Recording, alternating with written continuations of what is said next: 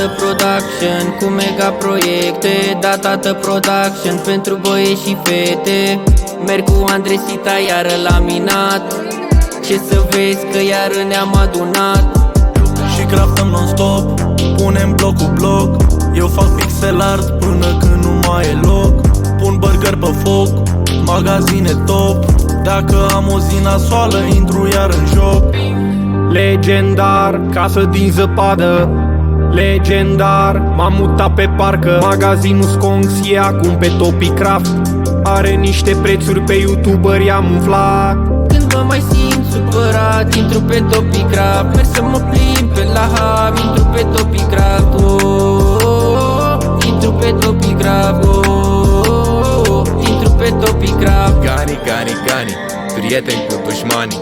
Mare afaceri, că la mine intră banii. Și zic gani, gani, gani, prank-uri super funny. Auzi ce am de zis, ai plătit bă hostul Sami, ey.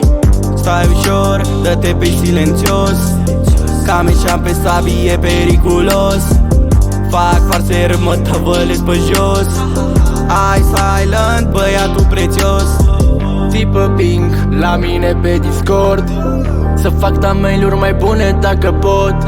Așa sunt eu, ștou meu de mexican. Îmi place viața, vreau să fie totul fun. Când mă mai simt supărat, intru pe Topicraft. Merg să mă plimb pe la hub, intru pe Topicraft. Intru pe Topicraft. Intru pe Topicraft. Undeva departe, e o casă în munte. Bobo Spider frate, am trecut prin multe. Sap o groapă pe YouTuber, îi trolez. Îmi fac village într-o mină, mă distrez. Sinner bro, ai grijă că mă bag. Nu merg la Mecam KFC aici în hub. Spinner bro, un live adevărat. Mai fac o nuntă chiar aici pe Topicraft. Când mă mai simt supărat, intru pe Topicraft. Merg să mă plimb pe la hub, intru pe Topicraft. Intru pe Topicraft.